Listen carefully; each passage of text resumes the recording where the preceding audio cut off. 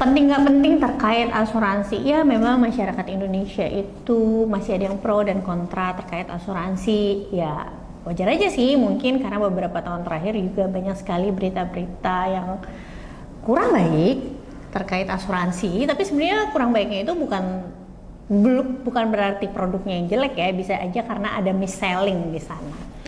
So, hai Sobat Dapur, kembali lagi di Obrolan Dapur episode 10 bersama aku Olivia Luis dan juga Peter.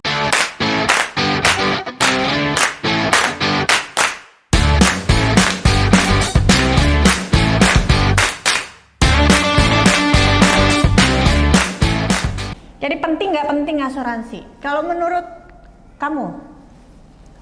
Dulu aku pikir nggak penting, dulu. Tapi setelah ya makin kesini, maksudnya semakin bertambah usia, melihat asuransi ya harusnya penting. Karena kan asuransi juga kita harus lihat asuransi apa dulu nih, asuransi kesehatan, ada asuransi jiwa, bahkan ada produk-produk lain lah, istilahnya yang penyakit kritis gitu Ya, kan. Oke, sebelum masuk ke sekarang kamu bilang penting, dulu alasannya kamu kenapa menganggap asuransi itu nggak penting? Karena dulu ngerasanya kayak ini tambahan kos kan, harus bayar tiap bulan atau tiap tahun preminya. Terus kan ngerasa kayaknya sakit, Udah dapat dari kantor. Ya itu satu juga, maksudnya karena dari kantor dapat yang kebetulan kantorku ngasih asuransi yang cukup baik lah gitu. Maksudnya mereka cover sampai bahkan rawat jalan dan rawat inap gitu kan. Beberapa perusahaan mungkin cuma hanya rawat inap, rawat jalannya mungkin ada limitnya. Tapi dulu karena di oil and gas ya cukup lumayan bagus banget gitu. Jadi ngerasanya ya masih di cover juga lah gitu, ngapain juga nambahin biaya gitu kan. Cuma setelah dipikir-pikir memang asuransi kesehatan itu lebih baik kan memang diambil pada saat kita usianya masih muda gitu, karena memang secara resiko kita lebih kecil. Iya, dan biasanya preminya juga jadi Preminya lebih lebih murah. kecil, preminya lebih kecil, lebih murah dengan benefit yang cukup besar gitu kan. Tapi again ya, maksudnya kenapa aku sekarang ngerasanya itu lebih penting dibanding dulu, karena memang ya sampai kapan sih kita kerja di perusahaan itu? Siapa yang nyangka pandemi segitu besarnya, akhirnya banyak layoff, banyak perusahaan juga istilahnya gulung tikar atau melakukan pengurangan benefit secara misalnya tadinya asuransinya berapa dapatnya, sekarang jadinya dapatnya berapa. Jadi menurutku ternyata penting juga untuk ngambil asuransi. Apakah ketika sudah punya anak jadi merasa lebih penting, atau sebenarnya pas udah resign dari tempat yang lama? Kalau yang kesehatan sih sebenarnya setelah resign pasti jelas dong kita lebih prepare lah. Sekarang kan karena nggak ada istilahnya tidak di cover seperti dulu gitu kan. Makanya harus ambil asuransi. Tapi kalau yang hubungannya dengan anak beda lagi nih. Asuransi yang lain ternyata produknya juga cukup bawa benefit lah untuk anak-anak gitu kan. Karena misalnya aku kerja, oke, sekarang kamu juga berpenghasilan, tapi kalau misalnya contoh ada suami istri cuma satu yang berpenghasilan atau satu yang aktif, ya aku rasa harus ambil juga asuransi jiwa kalau memang punya alokasinya ya. Tapi sebenarnya harusnya bisa punya alokasinya kan, kan kita nggak perlu juga ngambil yang besar punya banget. dulu sedikit, Punya aja dulu ya. gitu loh, nanti kalau ada rezeki bisa di top up juga kan. Betul. Jadi lebih baik ya diambil dulu gitu. Asuransi jiwa ini gunanya apa sih ya, namanya kalau mencari nafkah aktif, amit-amit ada apa-apa, keluarga yang ditinggalkan itu ya punya dana lah gitu kan, untuk macam-macam, bisa untuk kehidupannya, untuk misalnya untuk penguburannya, terus atau misalnya untuk punya aset nih, kan punya rumah tapi iya kan jual rumah juga ada biaya-biaya. Maksudnya habis dijual anaknya tinggal di mana? Betul, makanya kan asuransi jiwa jadi penting. Walaupun memang banyak yang, kalau dulu kan stigmanya kalau ditawarin asuransi jiwa lu nyumpahin gue mati gitu kan. Iya. Tapi ya aku rasa jangan dilihat dari angle itu kan. Karena asuransi kan, aku ingat banget tuh dulu kan kamu juga pernah bilang ya ini proteksi. Iya. Bukan sesuatu yang invest lah ya. Kamu tadi bilang kan mungkin banyak yang mis-selling, oknum lah ya. Ya tapi itu kan cara mudah sebenarnya untuk convince orang masuk asuransi, tenang aja nanti dananya balik gitu. Nah dananya balik ini kapan kan ya kita nggak tahu. Again kan tujuannya proteksi. gitu. Yang dikejar sebenarnya si proteksinya Betul. ini. Gimana caranya kita bayar seminim mungkin tapi dapat benefit proteksi yang cukup besar dan beneficial untuk keluarga kita. Gitu. Nah, tadi kan saya ada sempat singgung terkait pendidikan dan juga misalnya biaya pemakaman dan lain-lain. Jadi mungkin mau tambahin, kita juga, bukan kita sih, suami juga baru bikin asuransi jiwa tuh tahun lalu ya. Iya, tahun lalu. Memang sebelumnya itu bikinnya itu kan sakit kritis dulu pas anak pertama. Bikin asuransinya untuk sakit kritis. Karena dulu kan masih single premi. Single income. Jadi pas punya anak pertama langsung bikinnya sakit kritis. Kan sakit kritis ini juga bentuknya UP kan. Jadi amit-amit kalau misalnya suami tiba-tiba kena sakit kritis, kan keran atau sumber income-nya bisa mampet nih. Tapi biasanya orang kalau udah sakit kritis jarang yang bisa diterima lagi gitu kan. Ya, atau bisa kerja ya, lagi bisa kerja lagi lah. secara maksimal gitu. Nah, itu yang harus dijaga adalah income-nya atau proteksi income-nya. Waktu itu makanya kita bikin si asuransi sakit kritis gitu ya buat suami. Baru habis itu ke asuransi kesehatan dan tahun kemarin ke asuransi jiwa. Jadi asuransi jiwa itu pertimbangannya adalah seperti ini. Kan kita kan ada siapin dana pendidikan nih buat anak-anak kuliah kan. Ya memang sekarang aku udah kerja tapi tetap kebutuhan pokok ini datangnya kan dari kerannya suami. Jadi kalau misalnya kita udah nabung atau invest sisihin setiap bulan untuk dana pendidikan kuliahnya mereka, tapi kalau misalnya amit-amit suami umur pendek, si kerannya ini kan bisa keganggu, ya kan, bisa mampet gitu ibaratnya. Nah, supaya anak-anak bisa tetap lanjutin kuliah, gimana caranya? Nah, makanya kita bikin asuransi jiwa kalau terjadi resiko umur pendek untuk suami gitu. Jadi ketika dia bikin UP, bahkan suami juga bilang UP-nya aku lebihin ya gitu. Lebihinnya untuk apa ya? Jadi supaya nggak untuk dana pendidikan aja, karena kita udah hitung kan masing-masing anak kira-kira butuh biaya pendidikan berapa. Tadinya itu yang mau jadi UP-nya. Contoh ya, ini contoh simple aja. Misalnya satu anak kuliahnya 100 juta. Oke, karena kita anaknya 2, jadi kita bikin UP-nya 200 juta. Ini contoh. Nah, ya UP 200 juta, ya udah berarti ini kan yang 200 jutanya diamanin. Kalau umur pendek berarti nanti anak-anak ibarat masih bisa tetap kuliah lah, tapi sama suami tuh dilebihin. Buat apa? Ya seenggaknya buat bantu-bantu menjalankan hidup sampai si anak usia kuliah nanti. Ibaratnya kalau misalnya terjadi resiko tersebut, beban di aku ketika mencari nafkah nggak terlalu berat banget. Nah, aku juga tahu sih sama dia ternyata kayak dilebihin gitu, tapi tetap aja lah aku mau ngedoain kamu kamu umur pendek. Tapi itu kan jaga-jaga, itu satu karena dana pendidikan. Yang kedua, ini juga ya pengalaman dari kayak mama meninggal itu, ternyata biaya maksudnya meninggal itu nggak murah teman-teman. Jadi ya pengennya kan kita bukan kita sih, kamu pengennya apa? Kenapa kamu waktu ngeliat itu? Ya pengennya sih nggak ngerepotin orang lain lah. Bukan berarti ya kemarin orang yang kerepotan bukan. Tapi maksudnya lebih kan balik lagi tadi kan aku bilang asuransi ini proteksi untuk siapa sih? Aku kan ya kalau kita punya keluarga, kita sayang sama keluarga kita mau proteksi bukan cuma diri kita tapi keluarga kita. Proteksi dari apa aja nih? Dari misalnya contoh, misalnya aku punya utang juga sama orang, contoh misalnya, atau aku punya kartu kredit yang belum dibayar.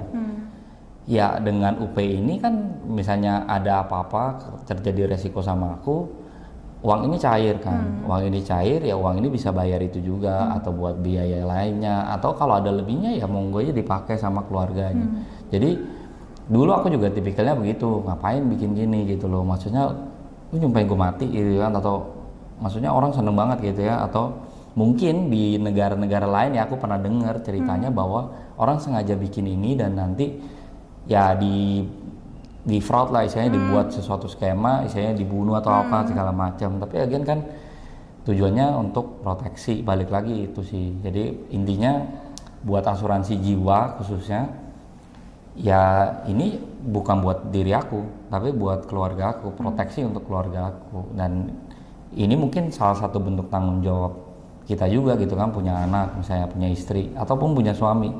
Karena menurut aku suami istri harusnya punya juga gitu ya. Tapi kan mungkin kalau kita nanti step by step lah, pelan-pelan. Aku dulu, nanti baru kamu, tetap ada. Kalaupun nggak terjadi apa-apa, anggap aja bonus buat anak. Jadi ujungnya gitu. Kalau kan ini yang namanya asuransi ya kayak asuransi mobil lah, kita nggak bisa harapin uang balik gitu kan. Ini yang memang uang yang memang sengaja disisihkan. Maksudnya gimana kamu bisa ya udah deh, oke nggak apa-apa kok, walaupun uangnya nggak balik.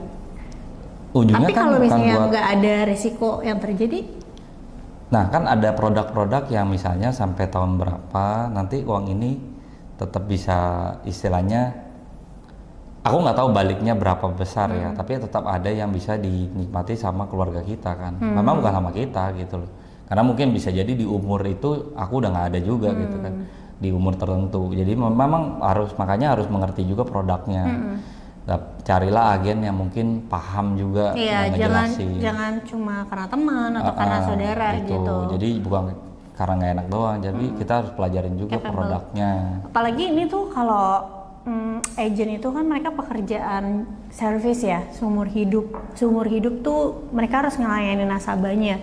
Jadi kalian juga harus hati-hati sih ketika memilih, jangan cuma karena dia keluarga atau karena dia teman. Karena yang namanya teman aja bisa berantem, keluarga aja bisa berantem. Dibaca juga polisnya. Iya, dibaca juga polisnya. Nah, mungkin nih pertanyaan terakhir ya, terkait asuransi pendidikan gitu. Kalau menurut kamu, kalau denger jawaban aku mah udah pada bosan semuanya. Lebih baik punya investasi sendiri untuk pendidikan atau punya asuransi pendidikan? Kalau menurut aku, kalau memang kitanya berani dan mengerti investasi lain dan bisa manage itu dari investasi lain, ya investasi sendiri. Tapi kalau misalnya mungkin aku nggak ada waktu untuk belajar investasinya, bisa aja lewat asuransi. Karena aku ngelihat ada temenku yang dulu di layoff di perusahaan yang lama ya. Untungnya dia punya asuransi pendidikan, jadi anaknya bisa tetap sekolah lah sampai dia nyari kerjaan baru istilahnya. Tapi ya balik lagi, kalau kita kan mungkin ya udah kita coba manage sendiri gitu kan. Tapi kan mungkin ada orang-orang yang nggak terlalu paham, tapi kan nggak harus asuransi juga, bisa yang lain-lain juga kan. Bisa lewat mungkin reksadana atau deposito atau yang lain gitu. I think teman kamu punya unit link deh. Jadi aku nggak paham sih apa. Ya gitu. Unit link, jadi memang masih ada nilai tunai yang bisa dipakai, tapi biasanya kayak gitu tuh tidak 100% dana yang dia setorkan. Tapi cukup bantu dia sih. Iya, cukup bantu dia tetap. Mungkin yang aku mau tambahin ya, jadi asuransi pendidikan sama investasi untuk dana pendidikan anak itu dua hal yang berbeda. Asuransi pendidikan menurutku itu tuh cuma bahasa marketing aja, jadi bukan untuk membiayai anak masuk kuliah. Misalnya kalau kamu mengharapkan kayak gini, anak saya mau masuk kuliah nih 5 tahun lagi, butuh duitnya 100 juta, maka saya ikut asuransi pendidikan ya, nanti after 5 tahun duitnya keluar 100 juta. Bukan seperti itu. Asuransi pendidikan itu sebenarnya produk dari asuransi jiwa.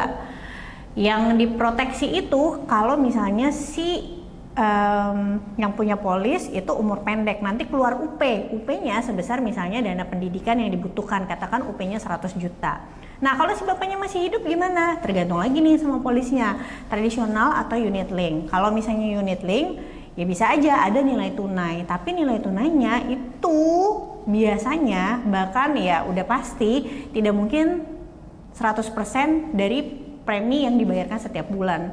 Jadi nggak mungkin tuh 5 tahun lagi kayak 500 juta. Kenapa? Karena ditaruhnya di instrumen investasi. Instrumen investasi itu ada resikonya. Kalau misalnya taruh di instrumen investasi yang nggak ada resikonya gimana? Misalnya reksadana pendapatan tetap gitu ya. Bisa nggak balik 100% duitnya 10 tahun, 15 tahun lagi? Menurutku kemungkinannya kecil. Kenapa? Karena asuransi itu ada yang namanya biaya akuisisi. Biaya akuisisi di 5 tahun pertama. Tahun 1, tahun 2-nya itu cukup besar. Rata-rata itu setiap perusahaan beda-beda ya, tapi bisa 75% sampai 100%. Biaya akuisisi itu maksudnya gini. Contoh kamu bayar premi nih 500.000. Maka di tahun pertama, misalnya premi kamu nih unit link ya, ini tidak berlaku di tradisional. Unit link 500.000. Tahun pertama 500.000 itu selama 1 tahun itu masuk untuk biaya akuisisi, tergantung perusahaan yang menetapkan biaya akuisisinya berapa, 100% kah atau 75% kah. Kalau 100% ya berarti seluruhnya 500.000 itu untuk biaya akuisisi dulu, 100% di tahun pertama. Nanti tahun kedua berapa nih? Oh, biaya akuisisinya 50%. Biaya akuisisi itu baru hilang di usia polis 6 tahun ke atas. Itu kenapa? Kemungkinannya kecil untuk uang kita yang ada di investasinya unit link itu bisa kembali 100% karena banyak biaya-biaya. Selain biaya akuisisi ada juga namanya biaya asuransi. Tapi apakah berarti unit link itu produknya nggak bagus? Ya tergantung kebutuhannya teman-teman, bukan berarti nggak bagus juga. Karena unit link itu menurutku bagusnya adalah kalau di tengah jalan tiba-tiba ada kendala keuangan, itu bisa ajuin yang namanya cuti premi. Jadi cuti premi itu ibaratnya libur bayar dulu beberapa waktu, tapi sebenarnya bukan libur beneran. Yang bayarin premi kita itu adalah saldo dari nilai tunai kita yang ada di pos investasi atau kolam investasi di unit link tersebut. Dan tapi nih ada persyaratannya. Biasanya yang bisa cuti premi itu adalah polis-polis yang usianya misalnya udah 4 tahun ke atas. Kenapa ya? Tunggu nilai tunainya ada dulu. Kan balik lagi, tadi kalau di tahun 1 dan kedua biaya akuisisinya itu cukup besar gitu. Tapi ya tetap kalau misalnya polisnya udah jalan 5 tahun, 6 tahun, 7 tahun, ya bisa aja membantu untuk nilai tunainya diambil, ya bantu-bantu untuk bayar uang pangkal sekolah. Tapi ingat, jangan harapin 100% gitu. Jadi pokoknya Sobat Dapur harus bisa pahami asuransi itu tujuannya untuk proteksi. Investasi itu memang investasi untuk mencapai tujuan keuangan kita. Apakah investasi itu bisa berdiri sendiri? Menurut aku tidak. Karena kalau misalnya kerannya mati, nggak bisa juga kan ngelanjutin investasi misalnya untuk dana pensiun atau dana pendidikannya. Jadi tetap harus ada yang diproteksi. Seperti itu. Ingat, asuransi itu nggak sama untuk setiap orang karena tergantung kebutuhannya. Untuk kamu yang masih sendiri dan nggak punya tanggungan orang tua, bisa aja kamu nggak butuh kok asuransi jiwa gitu kan. Cukup untuk asuransi kesehatan aja. Tapi untuk yang berkeluarga, lihat lagi kalau memang kamu pencari nafkah, bisa aja kamu memang butuh asuransi jiwa. Tapi nggak harus kok preminya gede-gede. Mulai dari yang dikit aja dulu. Kalau terjadi resiko paling nggak ya ada dulu, amit-amit sih terjadi resiko. Toh kalau kondisi finansial meningkat, bisa diperbesar preminya gitu dari tahun ke tahun. Oke, sekian dulu pembahasan kita dari hari ini, seru banget. Jangan lupa Sobat Dapur komen kira-kira kalian punya asuransi jenis apa aja. Apakah kalian lebih prefer asuransi tradisional atau unit link, atau misalnya ada pengalaman apa terkait asuransi, atau misalnya siapapun boleh lah komen di YouTube kita. Mau kalian agen asuransi juga memperkenalkan produk yang menurut kalian bagus nih untuk memproteksi keluarga, silakan aja komen. Jangan lupa like dan share juga. Bye bye.